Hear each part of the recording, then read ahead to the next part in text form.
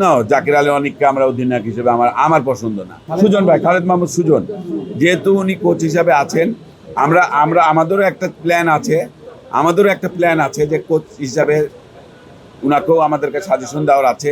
আমরা চেষ্টা করব যে আমাদের সৌম্য সরকার আছে, না, জাকির আলী অনিককে আমরা অধিনায়ক হিসেবে আমার পছন্দ না, যেটা বাস্তবতা। আমি জাকির আলী অনিকের থেকে আমি চাইবো নবীকে নিয়ে, কুশল ম্যান্ডিজকে। আমাদের টিম ম্যানেজমেন্ট আছে, আমরা চেষ্টা করবো তাদেরকে নেওয়ার।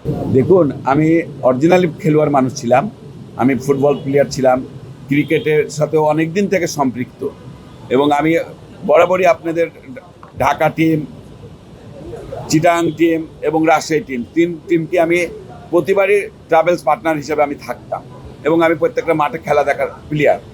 যেহেতু আমি খেলাধুলা খুব ভালোবাসি, সেক্ষেত্রে আমি চাইবো যে আমাদের টিম যেন সুন্দরভাবে, আমরা একটা ভালো টিমও করেছি, এবং আমাদের আরও সামনে নতুন কিছু চমক আপনাদেরকে দিতে পারবো ইনশাল্লাহ। আশা করি যে আমাদের টিম আরও ভালো হবে। এখন যে কোনো ব্র্যান্ডের পুরাতন এসি বদলে নতুন ওয়ালটন এসিতে উপভোগ করুন 25% ছাড়, এবং আমরা চ্যাম্পিয়ন ফাইট দেব। দেখুন, বড় নাম দিয়ে কোনো খেলা হয় না, খেলার মান দিয়ে খেলা হয়। আপনারা দেখেন, আমরা সোহানকে নিয়েছি, এশিয়াতে কি খেলেছে আপনারা জানেন সবাই, বেস্ট অফ দ্য প্লেয়ার। আমরা পাকিস্তানের কি যেন নাম, হ্যাঁ, সাদাকাত একটা প্লেয়ার নিয়েছি, নামটা শুনবেন, যে আমরা ব্র্যান্ড নিয়ে আসলাম, নিয়ে আসার পরে টিম ভালো খেললো না। আমরা তো দেখে আসছি আমি রাজশাহী টিমের সাথে অনেকবার ছিলাম, আমি একবার টিম চ্যাম্পিয়নও করছি রাজশাহী টিমকে। তো দেখুন, আমরা চেষ্টা করব আমাদের টিম যেন চ্যাম্পিয়ন ফাইটে যায়। আমাদের আশা আছে ইনশাল্লাহ আমরা চ্যাম্পিয়ন ফাইট। আমরা আশা করছি যে উনি জার্সি উন্মোচন যেদিন হবে, ইনশাল্লাহ আমরা চেষ্টা করব ওনাকে আমাদের সাথে সম্পৃক্ত রাখার। এবং পলাশ, মানে আমি তাকে পলাশ বলেই ডাকছি, যে আমার ছোট ভাই। আমি চাইবো পলাশ আমাদের সাথে প্রত্যেকটা খেলাতে আমাদের সাথে মাঠে থাকুক, প্রত্যেকটা জায়গাতে সে নোয়াখালীকে রিপ্রেজেন্টেটিভ করুক। আমরা নোয়াখালী, রাজশাহীর মানুষ নোয়াখালীর টিম নিয়েছি, এটা আমাদের গর্বের বিষয়, যে উনাদেরও গর্বের বিষয় যে আমরা নোয়াখালী টিমকে প্রেজেন্ট করছি।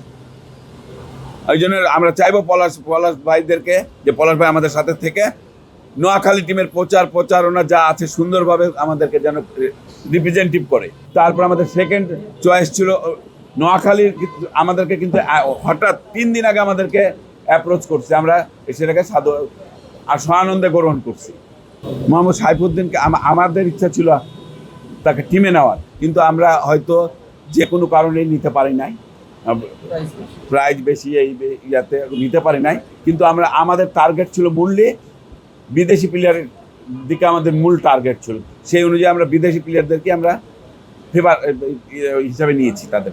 সুয়ান্ত আমি রাইজিং প্লেয়ার হিসাবে ওনার এবার খেলাটা আমি নিজেই উপভোগ করছি, এবং সে গুড ব্যাটসম্যান, এবং তার কাছে আমাদের প্রত্যাশা যে সে আমাদের একটা প্লেয়ার যদি দাঁড়ায় যায় টিম, সেদিনকে ম্যাচ উইং।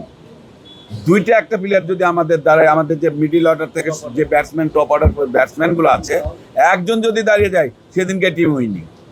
এটা এখন আমাদের যারা ক্রিকেট টিম ম্যানেজমেন্ট আছে, যারা টিম ইয়া করছে, তারা জিনিসটাকে কীভাবে নিচ্ছে আমি এটা সঠিক জানা নাই। ইনশাল্লাহ যদি সেই সুযোগ থাকে আমরা চেষ্টা করব তাকে নেওয়ার।